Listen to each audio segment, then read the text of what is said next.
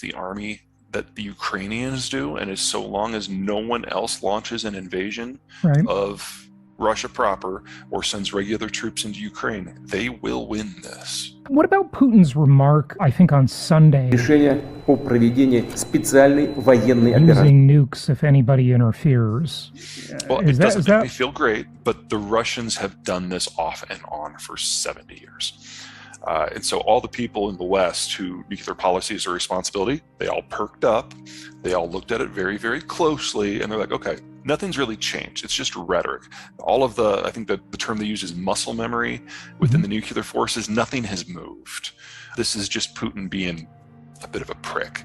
Yeah. It's not something you should ignore, but it's also not something you should overly worry about. What do you think Putin wants on a personal basis? Is he just an evil tyrant? Is he looking to make a name for himself in a really bad way, or is he desperate because he knows his time is up?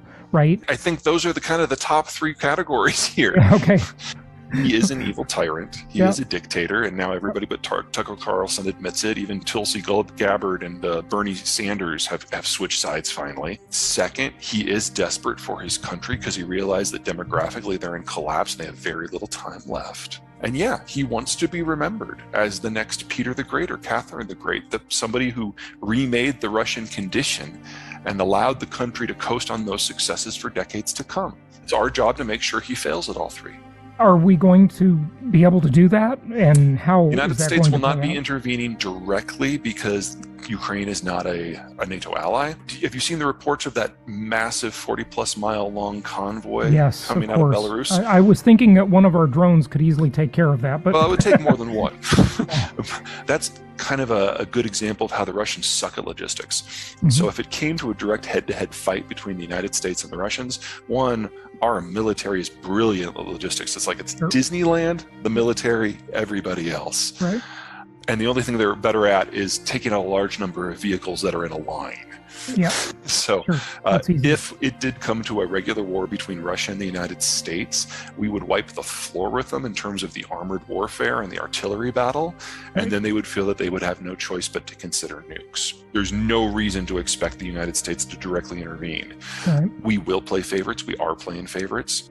Congress is going to be asked tonight to send at least $6 billion in direct military equipment to the Ukrainians. I figure that'll pass in a matter of seconds. Mm-hmm. We have sent a whole lot of javelins. We don't know how many, probably at least 1,000 launchers by this point, and every country in NATO is sending everything they have. One of the fun things about NATO is that during the Cold War, there were different tiers of military equipment because some countries were more advanced. When the Cold War ended, everyone spent 15 years upgrading their equipment, and they handed the older stuff to the new allies in Central Europe and Turkey. Now, all of those countries have upgraded their equipment, and they're sending all their hand-me-downs to Ukraine. So there's a metric butt ton of stuff that's going into Ukraine right now. Mm-hmm. And that is not going to turn the tide of the war, but it means that the Russians will have to pay in blood for every single inch. And once they capture it, they'll be partisans and they'll have to go back and do it again. And the only way the Russians know how to deal with that is to level everything. God, that's awful. You know, I've been to Ukraine twice, and that was already a struggling country with infrastructure problems galore. I guess the one slight positive we can look at is if they receive the funding to rebuild, and if Russia doesn't take over, or at least not completely, they'll be replacing things with new stuff. But it's just awful to think of. And this is just the next phase in what the Russia sees as multi-step expansion. They're not done with Ukraine. Yeah. Do you think we'll get any help from the Russians themselves? I mean, the anti-war protests that are going on in Russia. Well, most of the soldiers are draftees. So you can imagine how they feel about what's going on right now, since they didn't realize that this is what they were going to be in for. Right. For the Russians back in Russia, no. There have been a number of protest movements in Russia over the last several years, and they've got progressively smaller. And when I looked yesterday at the numbers, there were only about 6,000 Russians total that have been arrested so far nationwide. Yep. That's nowhere near enough to generate the sort of activity that Putin's going to be even the least bit concerned about. Right. The report I heard this morning from Ukraine, which made me perk up a little bit is that apparently a couple platoons of Russian soldiers surrendered to the Ukrainians, and not after a fight. If you get mass desertions among the Russian soldiers, then we're talking about a very different situation. But this is one report that has not been confirmed. Talk about the economic side of this. I think at least initially we're going to see more easing from our Fed, maybe downward pressure on interest rates. I mean, we've already had that. That it's been just toxic the way it's gone through the pandemic. I'm not going to comment on the Fed because the Fed is about to be thrown 1,000 curveballs, and I'm not sure the Fed has the tools to deal with this, even if we all agreed on what needed to be done. Let me put this from the Ukrainian and the Russian point of view. Yeah, and agriculture, of course, because Ukraine is a big exporter and fertilizer. Russia is the number 1 exporter of wheat, and it just invaded the number 5 exporter of wheat. Ukraine will not plant crops this spring. We have shortages in every kind of fertilizer. Nitrogen, because natural gas prices are up by a factor of 7 before the Russian moves. They're going to go up more. Phosphate, because the Chinese have blocked exports because they're terrified about what's about to happen internally. And 40% of the world's potash comes from Belarus and Russia.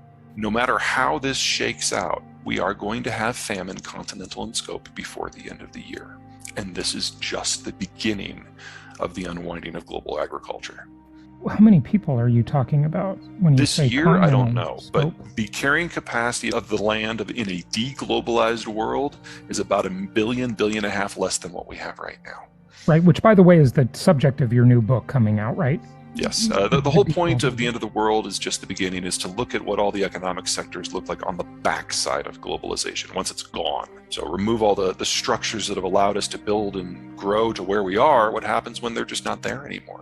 And it's different for every sector, it's different for every region, but agriculture is by far the chapter that gives me the most nightmares. What you're saying is this conflict right now, the result of it is going to be a continental-sized famine for Europe?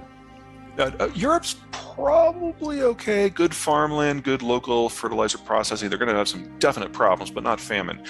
Let me give you a point of reference. In 2010, there were a bunch of fires in Siberia because they had a really horrible season for ag. And so the Russians intervened in markets and prevented exports from their part of the world for a few months. Global wheat prices doubled. Global wheat prices tripled in some of the places that used to rely on Ukrainian, Kazakh, and Russian wheat. And that triggered a series of uprisings and coups and wars that we now know as the Arab Spring. And that was from a partial disruption, not a complete disruption. Yeah. And that had nothing to do with fertilizer. Fertilizer just flowed fine. Mm-hmm. What we're dealing here is at least a factor of 6 bigger than that. If you look at the countries that have really expanded their agricultural footprint of late, Western Australia, Brazil, they do it all with imported inputs. They're just not there right now.